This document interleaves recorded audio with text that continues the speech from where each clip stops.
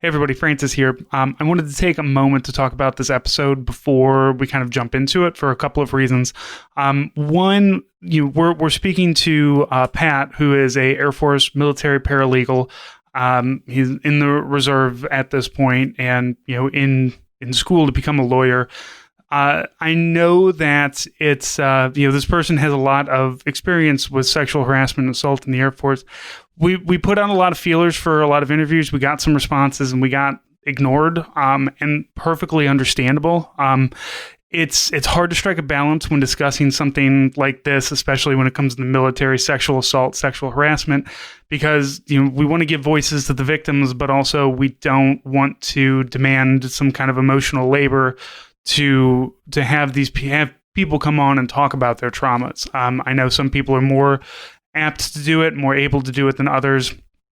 And we will probably in the future have more of these people on. I did just want to address that I do know that I'm, we're discussing sexual assault and sexual harassment with another, male military person about this and not having a woman on.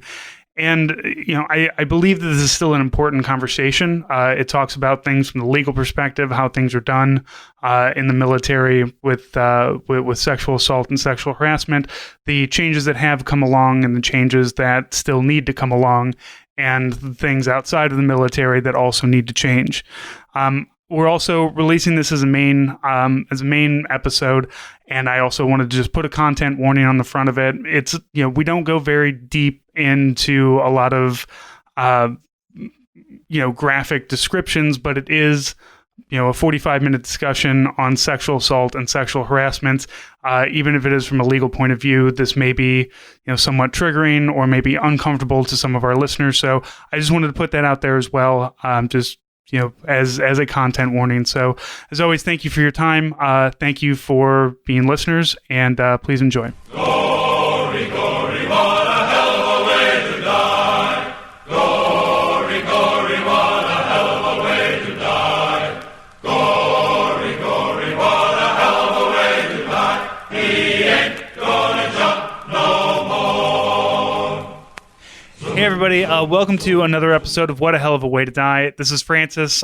So we kind of put out a call for, we've been talking about sexual harassment, sexual assault in the military.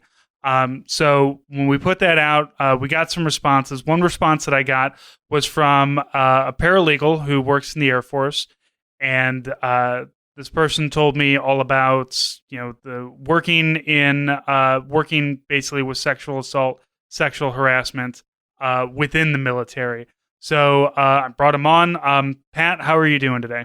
Hey, Francis, I'm doing great. How are you? I'm fantastic. So go ahead and give the audience a little background on yourself, your military service, where you're at now, how you ended up where you're at, all that good stuff. Yeah, so I've been a paralegal for the Air Force about 6 years. I spent 4 years active duty at a base overseas and then a base stateside. And then I've been with an Air National Guard unit for the last 2 years while I've been going through law school. It's been quite a ride. I didn't imagine in 2014. I had previously failed out of college and didn't really know what I was doing with my life. I didn't expect to kind of get swept up in the legal field, but I do love it. As broken as it can be. So you work as a paralegal. What does in the Air Force? What does that entail? So for us, it's basically a jack of all trades. We really follow the attorneys. So each base will have its own personal legal office, and how it's always been explained to me is you're like the town. If you imagine a base as a town, you're the town legal office. So if anyone needs a criminal prosecution, they come to you. If they need an environmental opinion, they come to you.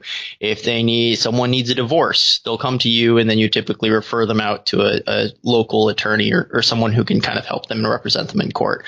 We can't physically, or the attorneys can't physically represent someone in court personally because we represent the Air Force, but we can provide general advice. And again, we deal with basically any big problem that happens. We deal with that. So you reached out to me when we talked about sexual assault, sexual harassment in the military, which is something that we've talked about before, and I'm hoping we're going to bring more people on to discuss some of this. But what is it that you reached out to us, and what is it that you worked on, in particular, that made you reach out? So I was following the horror show that came out of Fort Hood, and I think that was kind of what spurred me to reach out. The Vanessa, and I hope I'm not butchering her last name, Guillen, I believe. I believe so, yeah. And so in my time in the Air Force, I had worked at about 100 sex assault cases, depending on different severity, from just simple sexual harassment to misconduct in the workplace, like people sending dick pics to their coworkers. That was a frequent one. But then also some really, really gruesome sex assault crimes that included crimes, service member on civilians. Children were involved, and it really, again, when I joined, I was 21 and I didn't really know anything about my life. It was such a kind of wake up call to what people experience on a day-to-day basis, and the trauma that gets inflicted on them. I don't know. It definitely changed my worldview, dealing with these sorts of cases. It definitely changed how I approached, my military relations, how my worldview of, what is right, what is wrong, what is a just outcome for people. So I think that was what made, when you were talking, that's what made me kind of reach out. Now, in the Army, and I know UCMJ is kind of a blanket thing for all of the services, but in the Army, sexual assault, sexual harassment is dealt with. There's the God, and I just took sharp training, of course. There's the restricted and unrestricted reporting. Do you guys have that in the Air Force as well? Yeah, and I wanted to talk about that. I actually wanted to talk to you about, and I don't know if you and probably no one outside the military justice wheelhouse know this. So the UCMJ, the Uniform Code of Military Justice, was originally made in 1950, and it followed the laws of war, or the Articles of War, that had kind of carried us up through World War II. And between 1950 and let's go with like 2000, it was substantially revised about 3 times. Actually, I'll include the 2000s, and I'll say four, maybe 4.5-ish times between 1950 and the 2010s. How much do you think, just kind of pitching it to you, how often do you think it's been revised since 2010? Since 2010? 0? 5 times. 5 times? Yeah. So I mean, come on, Pat. What could possibly be happening for the last 10 years that we would need to revise such a? Yeah, obviously they perfected it. Yeah, right. No, it actually was funny as I was preparing for this episode. Not 10 minutes ago, one of the people I follow on this was like, "Oh, and they're looking to change the UCMJ yet again." I was like, "Son of a guns, they're doing it again." No, it has been changed a lot, and a lot of that was driven. I don't know how much you follow the evolution of sharp training. I know most people just, okay, this is a check in the box that we have to do once a year. And I am going to get back to your question on unrestricted and restricted reports. That's fine. Don't worry. I want people to understand how the military does handles sexual crimes from the basis of the training, because like I said, I just went through sharp training and it's still not that great. It's still very victim oriented. As in, like, don't go anywhere without a friend. Don't do this, don't do that. It's like, how about we just stop? How about we do the don't rape people thing? Like, yeah, that too. But so anyway, go ahead, please. There's also, it's interesting because for paralegals and for JAGs, and I imagine for military police and other kind of first responders, you go through the yearly SHARP, or we call in the Air Force SARC training, and then you go through another 8 hours of training on top of that, because you're technically considered a first responder of sorts to victims of these crimes. Um, I would be remiss without noting that, the Air Force is the only service branch that I know of where the Judge Advocate General, which is the top lawyer of the military in the past, not currently, but back in 2004, I believe, actually got an Article 15 and was removed from the service for a alleged sexual assault. And so it's the culture that kind of builds off that. It's like, okay, if the top lawyer for the Air Force is not doing the right thing, how do you really expect? And you see that play out not just with lawyers, but also with base commanders, battalion commanders, people that are generals that are accused of sexual assault, and who've been doing this for years, and that culture just kind of feeds its way down. Oh, absolutely. Because, when you think about it up there, you think about these 50, 60, 70, not 70, but 50, year old generals. But also, like, the lieutenant who's in charge of you is probably just a 24-year-old dipshit. And me, who's a 37-year-old dipshit, but at least, has been knocking around the Army for 20 years, I know a thing or two. But, there are times you have to, I have had captains say some things to me, and I'm like, sir, is that really something that you think that you should be repeating to? Like, it's fine. You said it to me, and I'm going to call you out gently right here, and I will stand at attention when I do it. But please understand that what you're saying to me is not really you are going to fuck up your command if you do this. You're going to fuck up those soldiers. So shut the fuck up, sir. And generally, I get positive responses out of that. But I'd imagine so. Well, and that's the thing. I think personally, when it comes to sexual harassment and assault in the military, it's you've got that like permissiveness, but also you've got the people who are not willing to go out of their way and say something. And the thing is that I'm at a point where I don't give a fuck about my career anymore because I'm months away from getting out, so I don't care. So it's like, what are you gonna do? You can't shit on me. I'm indestructible at this point. That must be a nice feeling. It's so nice. It's so liberating at times to just be like, I don't, and I'm in a command now that's perfectly fine. Nobody is, nobody's an asshole. But certainly when I started to do my, like, all right, this is definitely, I don't care about getting in my E7. I don't care. I don't want to put in the work for these things because I'm not proud of doing this anymore. And that just opens up a whole world to you. And I believe Nate talked about like when he was getting out and how that just opens things up, but not in a way where you start like abusing the people below you. You actually start to give a fuck about them because you're just like, I'm leaving, but I don't want to leave you guys in a lurch. So let me teach you a couple of things. I don't want you guys to be screwed up because, and you'll get some people like that. I mean, you kind of touched on, you'll have these 24 to 26-year-old lieutenants that are coming out of ROTC programs around the country, coming out of the academies, which also have horrific records on, dealing with sex assault. And I think what a lot of, people, especially civilians, when they're looking at the military, they look at the military as this monolith and that it's bred. Okay, everyone's in uniform. Everyone's the exact same. And it's actually the opposite. The military takes people from all over the country and they take them from, 18, 19, 20 years old. They give them a rank, give them a uniform and say, all right, go about your business. And the problem is we as a culture aren't good at sexual assault. It's not just that the military's bad at it. The military's bad at it. And we, are probably a little bit more publicly on display, because of some things that just naturally happen. But as a culture, we're really bad at reporting and discussing and holding people accountable for sex-based crimes. It's kind of unfortunately been embedded in our DNA forever. And so fighting that sort of culture, fighting that sort of wave and teaching people, hey, no, this is how we're going to get serious on it. And you really do have to be a role model. You're the lieutenant.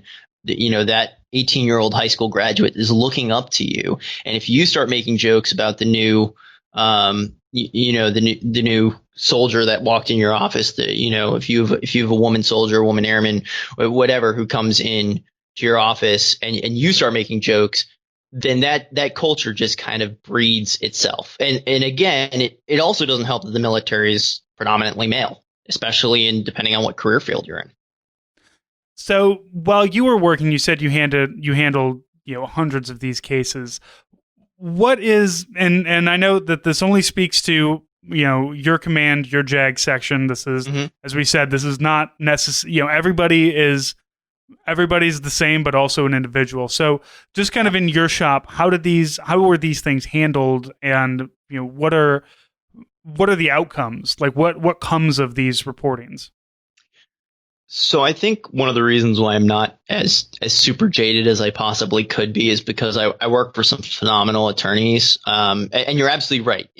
Not every legal office is going to deal with this the same way, and not every attorney. I have plenty of friends. It's a very small JAG corps, and I have plenty of friends that have told me horror stories of cases, especially involving sex assault, that went south because the people in charge weren't taking them seriously. I will say, and this kind of goes back, so I joined in 2014, which was after, as I said, how many times have you think the UCMJ has been edited over the last 10 years? And it really goes back to a case about a guy called Lieutenant Colonel Wilkerson, who was out of Aviano Air Base, Italy. And in the case, he was found convicted of sexual assault by a jury of his peers, by a jury of other officers.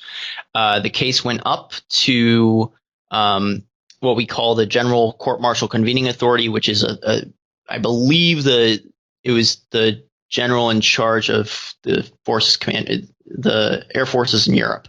So 3-star or 4-star, I'd have to imagine. And, this guy was a lieutenant colonel. He'd been in for a long time. People wrote letters, hundreds of letters to the general, and said he couldn't have done this. This isn't him. This is impossible. Granted, the proof was ironclad. He was convicted. And the general tossed the conviction. Tossed the sentence, and said it'd go away. And that spurned the first wave, I think, of the current iteration of, all right, we need more Stark. Because Congress got involved. I mean, there was a huge public outcry, rightly so. Kristen Gillibrand had just gotten into office as senator, I think, in 2010. And she kind of took on military justice reform as her pet project, to the point where even in 2014, I was hearing from associated members of the legal community that, oh, well, you can't screw up. You don't want to screw up these sex assault cases, because if you do, they're going to take military justice away from the military. That was kind of the boogeyman. Now, that was completely not true, and not what was going to happen, and not what Senator Gillibrand was trying to do anyway. But that even those comments are impressionable to a young E3, E4 who doesn't really know any better. And doesn't that color some people's perception on how they're handling these cases, how they're reporting these cases, how they're dealing with them? So for me personally, again, I had never in my life, I was very lucky. I was kind of a sheltered kid growing up. I didn't know anybody, or at least I didn't know anybody who had felt comfortable enough talking to me. Obviously, we hear all the time now of, it's people all around us that suffer these sorts of harms. But again, it's trauma, and you're not going to go announcing it to the world and re-traumatize yourself, especially when the world has shown that it doesn't really give a shit. So for me, seeing some of these cases that came before us, I remember one very distinctly where she came forward, and we took the case to trial. We firmly believed we had it. And, I think it was her first sergeant that got on the stand and basically destroyed her credibility. And it really sucked for us. That sort of case would play out that way. And obviously I'm simplifying it, and I'm not going into further detail because, those people have to respect their privacy, and they have a right to that. But it is hard without stories to really explain the true nature of it. So I don't know if that long rambling answer helps you out at all. The one other thing I would say is that something that the one thing the military actually did get right over the last 10 years of trying to deal with sex assault, and they're getting better at, is actually appointing, we call them special victim counsels. I think the Navy calls them special legal counsels. I don't know if you remember what the Army calls them. They're lawyers for victims. Yeah, they're victim advocacy, something or other in the military or in the Army, and there's like multiple points that kind of fall into that. Like, it's not just go talk to this one person if Right. something happened. You can go talk to the chaplain, you can talk to your command, you can talk to, there's civilian, like that is Yeah. one thing that the sharp training does do. It's like, here's like 5 different ways you can report these things, because they understand, Yep. you don't want to, report it to your command. Well, what if your command is the one who's, doing it? That's, so you have to have Exactly. So yeah, victim advocacy is, I don't know if that's technically what it's called in the Army, but I know that is the umbrella term of somebody who is there specifically for the victim to help them out with, as we said, restricted or unrestricted reporting. And I'd like to have you go into what those are. Not to turn. Yeah. My apologies to anybody who is in the military, and this is turning into a sharp training again. This is important. Like, just to understand how the military supposedly deals with it. Like the I guess the billboard that we put up on. Here's what to do in the event of sexual assault or sexual harassment, but also understand that underneath all of this, if, depending on your command, depending on your sergeant, depending on your the officers that are appointed above you or below you, it all depends on how well all of this works. Like, all of these things are great. Like the tools that are in place, I feel are good. It's just who's swinging the hammer is the problem. And you hit the nail on the head. I think, a lot of government, a lot of business, a lot of life is just, well, if we just have one more process, if we just put one more process in place, that'll fix it.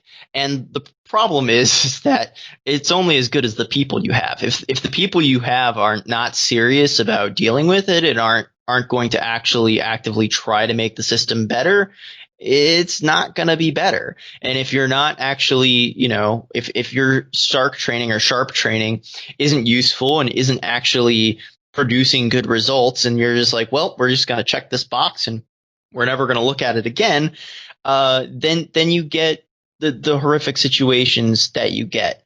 So unrestricted versus restricted reporting. And again, sorry for the sharp lesson, people. But the whole point of the restricted versus unrestricted reporting did come around. The unique nature of the military is that you have typically people in your chain of command making decisions based on crimes. And that goes back to, you could be deployed, you could be in a foreign country, and you don't want to be subject to the foreign country's laws. You want the accused to be subject to the Uniform Code of Military Justice. But that means someone has to make a decision somewhere. And a long time ago, it just historically became the commander of whatever unit made that decision. And now there's various levels and things get raised. But that can be very hard. If you're a brand new soldier, you're 18, you just got out of high school, you don't know anybody, and suddenly you're assigned to the middle of Texas. And let's say you're from Seattle, or let's say you're from Alaska. Let's say you're from somewhere where you have no support structure whatsoever. You're the only woman in your shop. Who do you talk to? How do you successfully navigate that sort of situation? And again, because it's a crime of power, it's a crime of shame, it's a crime that is about that power imbalance that can make someone not want to immediately walk up to the first 06 they see and say, hey, this person over here who's your star performer, your greatest guy, he did this horrible thing to me. That is such a high burden. That's a higher burden than anything on the civilian side. And as I said, the civilians are not great about sex assault crimes either. But the burden here to have to go up and stand accused when you're taught from, and I can only imagine what it's like in Army boot camp, you're taught from get-go that, officers are your God. Like, you have to listen to them. When they say jump, you say how high, et cetera, et cetera. And it really, if you're a young soldier, you're a young airman, you're a young sailor, you really don't have a lot of power in that situation. And that's what these sort of people would prey on. They would, and again, sex assault can happen to anybody. It really can. I have seen sex assault accused go every single which way that nothing surprises me anymore. And I know that we're focusing on men on women sex crime, but certainly in the military, male on male sex crime is, I don't know the statistics, but I know that it's not small. And I know I know men who have been sexually assaulted by other men in the military. So it is, and it's that power. It's a play of power. And with guys in the military, if you get sexually assaulted, there is absolutely a shame, and I don't want to talk about it. I don't want to report it. I don't want to do this, that, and the other thing. And what you've basically done, is because of this, permissive world that the military is built for it, and because of this, the way that you're meant to think about these things, you're basically just fucking yourself up by not talking about it, not going, because you get PTSD from that. You get, these are things that, without proper victim advocacy and therapy, can affect you for the rest of your life. And of course, the military, say this happens to you, you're 21-year-old E3 or something. No matter what your gender, that is an absolutely devastating thing to happen to you, and it alienates and it isolates you, and that's where I feel a lot of problems, just internally in the military come from. And it doesn't, these power imbalances and these power problems are not just limited to sexual assault, sexual harassment. Oh, no. It's maltreatment, also all sorts of all the hazing, hazing that we were trying to nip in the bud for the longest time. All of these things. The military basically is just a bunch of people trying to beat the shit out of each other constantly. Like constantly, that's happening. And there's really nothing you can do except try to not be the person getting beat on.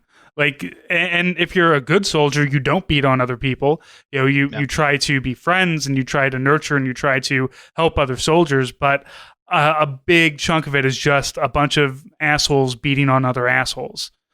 Exactly. So again, to get back to unrestricted versus restricted reporting. So the brainchild was, well, what if we were to come up with a way that someone could report the crime, but they didn't have to face the accuser. They didn't have to face their command in the moment. They could still get all of the help that they needed. They could still get the medical services. They could still get the mental health treatment. They could still speak to someone. And what I was actually getting at earlier was the legal counsel that the Air Force first created and all the other branches adopted. They actually created 70 positions in the Air Force. And I don't know the exact number, but in all the other branches too. But they created about 70 positions that were lawyers that were solely there to advocate for victims of sex crimes. And the plus of that, which became readily apparent, was, the UCMJ is a hard document to parse. Even if you're a legal practitioner, there's just a lot of moving parts. It can be very hard to say what's supposed to happen next. What are my rights? What am I supposed to do? And so in a trial, the government has their legal team. The defense has either their assigned, area defense counsel, their assigned attorney by the government, or they hire outside counsel. But the victim would have, in the Air Force, we call it a victim witness, a victim witness assistance program coordinator, a VWAP. And that's typically, again, people were trying to think smart. They were like, well, we don't want a military member because they're just going to rotate out every couple of years. We want like a GS position. But not all GS jobs are created equal, and not all, GS contractors are the best at their jobs, and they can get kind of socked in there for a bit. And if they're not doing well in helping victims, how are you really going to know? So when we were talking about the restricted report, it came from this place of, okay, we want to give people an option to talk privately to be able to get the services they need, to be able to get the the medical services, the mental health services, the counseling they need, and to preserve evidence. Because the other thing that a restricted report does is it holds the evidence in a secure vault that's associated only by a certain number that otherwise is unidentifiable to anybody else. And that evidence is then locked away. So 15, 20, 25 years from now, let's say someone has a change of heart and they say, hey, I really actually do. I've been through treatment. I've gotten to the place in my life that I want to take this case to an actual trial. Then they have the opportunity to do so, because what the other issue that was happening was, especially because the military was very bad at dealing with sexual assaults and wasn't preserving evidence and wasn't helping people out in this way, was people would come back with these cases, 15, 20, 25 years down the line, and there'd be no evidence. There'd be no way to corroborate what happened. So the point of the restricted report was to give it that. Now, unfortunately, there's a case in front of the United States right now, or the United States Supreme Court right now, called United States versus Briggs, which is all about, prior to 2006, there was a 5-year statute of limitations for sex assault. And Congress said, well, we're doing away with that and we're going to make it retroactive. But if you know anything about the Eighth Amendment and due process in this country, you're not really supposed to be able to make things retroactive. And unfortunately, that has caused a lot of these cases to be tossed out. Cases that were hard won, sometimes 10, 15, 20 years after the initial assault, were destroyed by this 5-year statute of limitations. This was only like 3 years ago, and definitely did not help the military's image of, hey, are you guys really getting serious on this or what? Which was really, really unfortunate, because I got to imagine that also has a chilling effect for victims to see all these cases that were convictions that were properly put through the courts, that they got up there, they told their story years after it happened, they relived that trauma, and then, well, actually, we weren't paying attention to the statute of limitations, and we took it in the wrong forum, and we were trying to look hard on sexual assault, and it ended up blowing up in our face. Which seems to be the mantra of the military sometimes. Yeah, a big whoops is always and it's always a whoops not in the favor of the victims. Yeah. And again, that case is still in front of the Supreme Court, and it's still going through arguments. And who knows, the Supreme Court could rule in favor of the victims. I'll keep my thoughts to myself on that. So, going forward, I guess, you're still in the Air Force, you're still a paralegal, you're on your way to become a lawyer as well, and possibly stay in. Do you see, from day one, joining the Air Force, picking up, getting involved in your first sexual assault case up to now, do you see a marked improvement in the way that the military handles things? Or is it kind of, again, like we said, it's a shop to shop kind of situation? I think it's at once a shop to shop kind of situation. I will say that the providing legal counsel, providing like an actual attorney for a victim, from all of my friends that I've heard that have gone to do these jobs and do these postings, and at first it was kind of, it wasn't really a hot commodity. It wasn't really a hot sought after job by the legal community, because the legal community was like, well, I want to be a prosecutor. I want to be a defense, a defense attorney.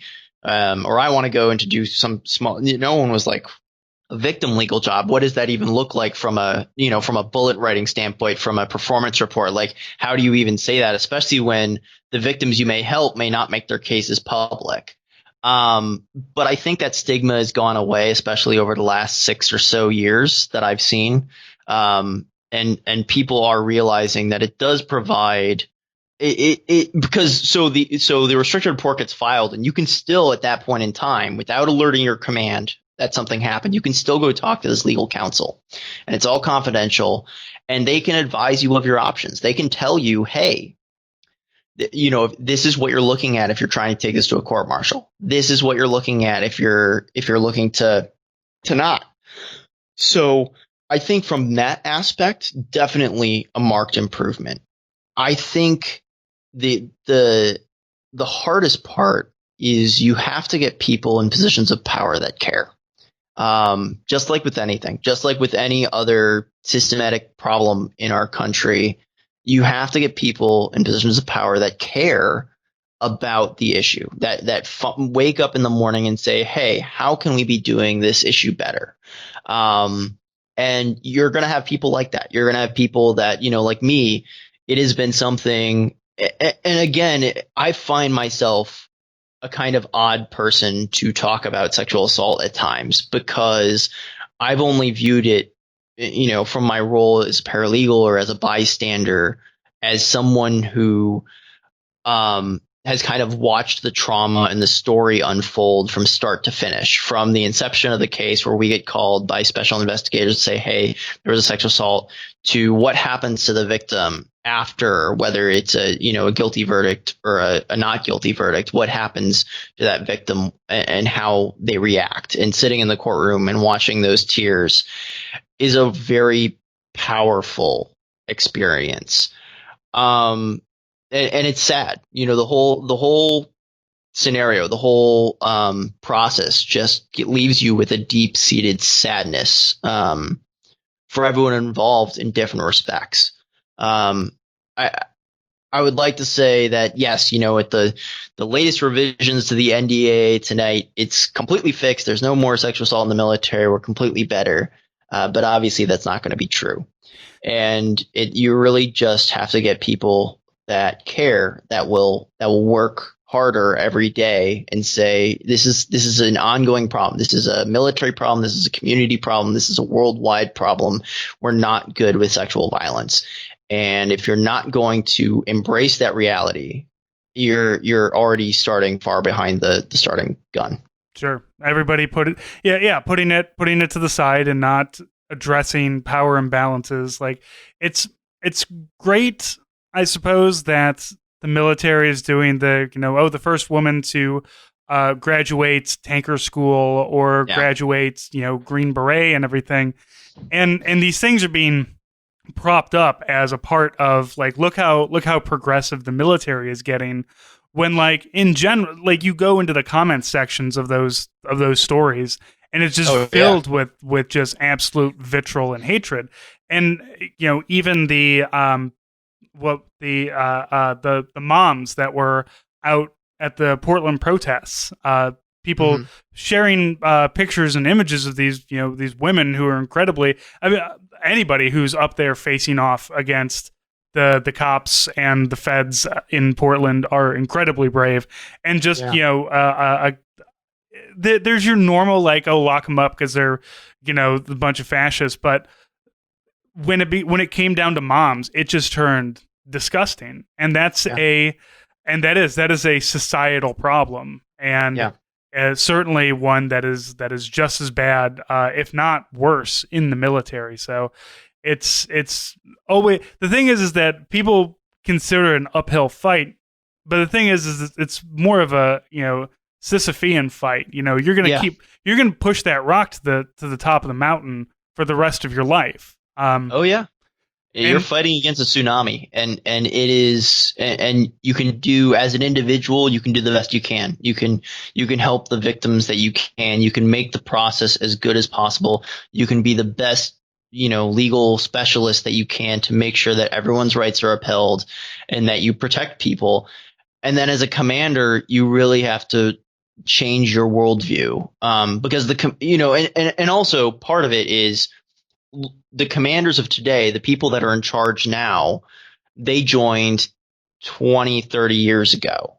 So for them, they just come from a different world. I mean, so when I first got out of my technical training school, my boss actually asked me to sit in on, like, the working council group of, like, what are we doing on this base about sexual assault. And I found it kind of funny because I'm like, all right, I'm a little E3 here, and everyone around this table is 04 and above. And they were just approaching the problem so comically, like, all right, we need to introduce, like, an Excel spreadsheet that we're tracking. This was early days, I think, before it kind of got centralized into the Sharp Sark office. But at the same time, I was like, you need to start showing the people that you care. You need to start showing people that you're taking this seriously, and that's a culture problem, and it's not going to be one you fix overnight. Right. And I feel like your troops would be more receptive to it and more understanding if you at least approach them from the reality of, hey, us doing a 4-hour sex assault training every year is not going to eradicate sex assault on the base. It's going to hopefully make people think. It's going to hopefully make people listen and understand and be better. Wingmen be better, soldiers be better, friends be better support systems.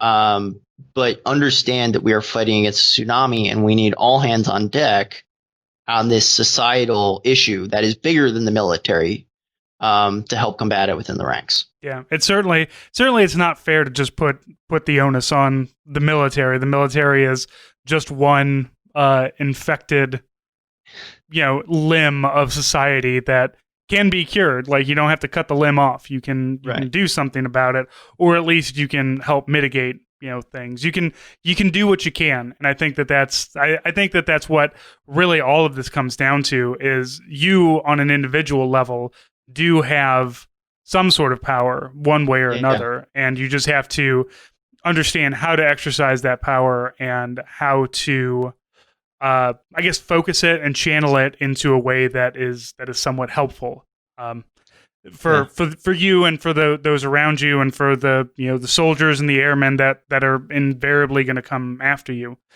So, Pat, I have one last question. You've been working on a lot of this stuff. Is there anything in the process, I'm not saying good or bad, but you think that should be here's a thing that I've noticed that if I had the power, I would come down and I would change this thing, just about the process.